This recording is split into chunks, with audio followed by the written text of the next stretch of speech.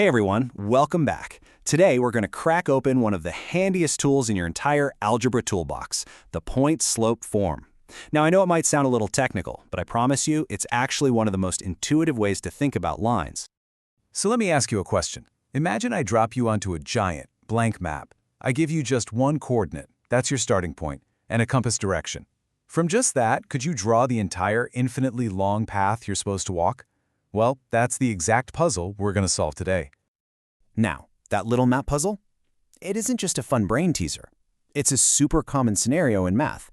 And lucky for us, algebra has a specific formula designed to handle exactly this kind of situation. So, let's just translate our little analogy into the language of algebra. That single spot on the map, that's our known point, which we call x1, y1.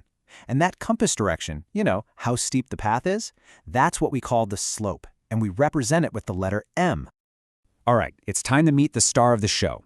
This is the formula, the elegant piece of code that takes our single point and our direction and, like magic, builds the equation for the entire line. And here it is. Y minus y1 equals m times the quantity x minus x1. Yeah, it might look a little strange at first, but trust me, this is the simple, elegant solution we've been building up to. It perfectly captures that relationship between a point we know and the slope. Let's break this down real quick. M, that's our slope, our direction. x1, y1 is that one specific point we already know. So what about the plane x and y? Well, they represent any other point that exists somewhere on that line. In fact, if you look closely, y minus y1 is just the rise between 2 points, and x minus x1 is the run. So this whole formula is really just a clever rewrite of the classic slope definition. Slope equals rise over run. Okay, enough theory. The absolute best way to understand this thing is to actually see it in action. So let's take our new tool for a spin and solve a real problem.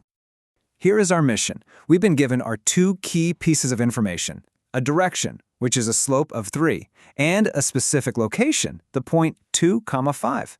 We have literally everything we need.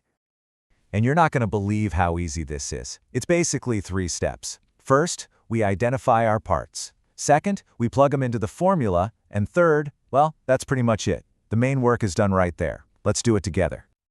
Okay, step 1. Let's just label what we've got.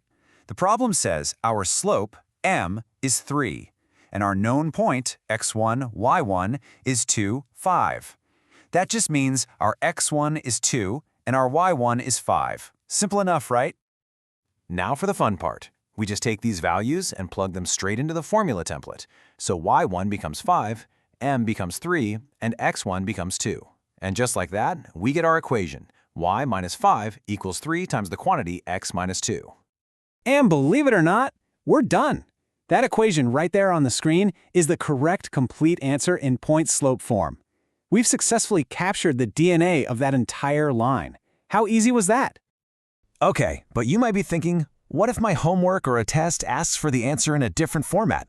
Well, that's the great thing about point-slope form. It's not a dead end. It's the perfect starting point that can easily transform into other useful forms.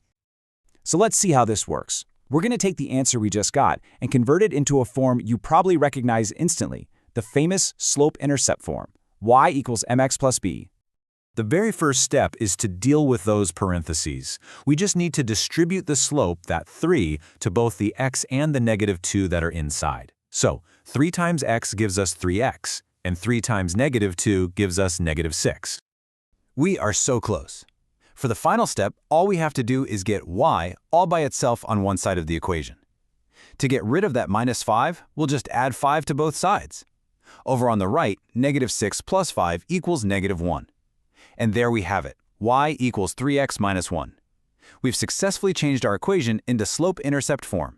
It's the same line, just wearing a different outfit. So let's zoom out for a second and bring this all home. What's the really big idea here that you should walk away with today? Just remember this, there are a bunch of ways to write the equation of a line, but when a problem hands you a single point and a slope, this formula is your fastest, most direct path to the answer. It is literally designed for that exact job. So now you have this new skill, right? You can build a line's equation from a single point and its direction. But what happens when you're not given the direction? What if all you have are 2 points on that map, with no compass? Think about that, and we'll see you next time.